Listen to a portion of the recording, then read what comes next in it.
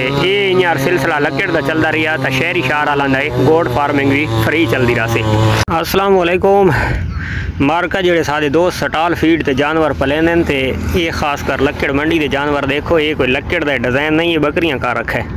ये देख गिनो है दरेक दा तो छिल्लो ला गई और इन्हों की माशाल्लाह सेहत देख।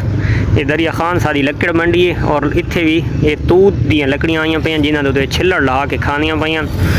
ना इन्होंने कोई वंडा मिलता है तो ना इन्होंने कोई खल्ला मिलती हैं। उसके बावजूद माशाल्लाह मोटियाँ चेक करो, ये देखो ये छिल्लड़ ला ला के खानी खलोती है।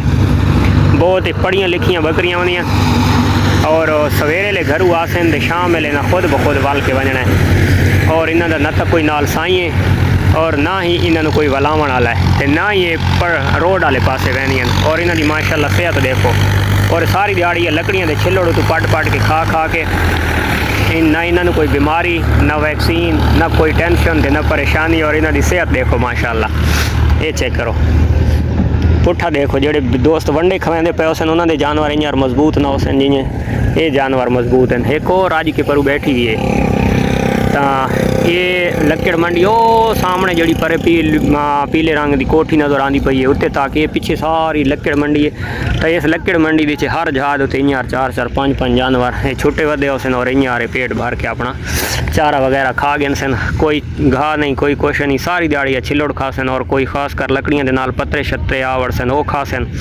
माल्टा आसी ओदे खासन, ये किक्कुर वगैरह आसी ये पत्रे आसन तो नाल वो खासन।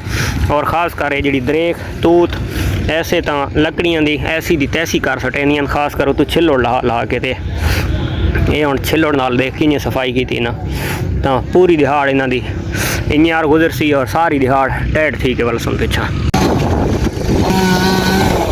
बिलादरी दे देखो माशाल्लाह हुण इत्थे पहुँचाइयां ने अगे उत्थे वधियां उत्थे हुण गड्डी आ लगी है उत्थे माल लोड थे होने लगे तो बिलादरी इत्थे आ गई है। और एक होर चीज़ इन्हें खानियां वही मैं तुहानूं दिखावां जित्थे हुण मैं खलोता नहीं तो हुण ती आ वजदा। ये फली दे पे आओ ये जड़ा डांगली किक्कर होंदा है ना, इनू कोई लोग को इंग्लिश किक्कर ही सदे हैं तो इस किक्कर की फली ढांदी है उत्ते बचाई तो थोड़ियां खलोते किथाई वो सामने खलियां ये फलियां भी खानियां ने। हुण काफ़ी सारियां राती हवा नाल डठियां तो इस बिलादरी होनी तू खा के हुणी दे आ वजना है। ये ट्रालियां लोड थीनियां पाइयां।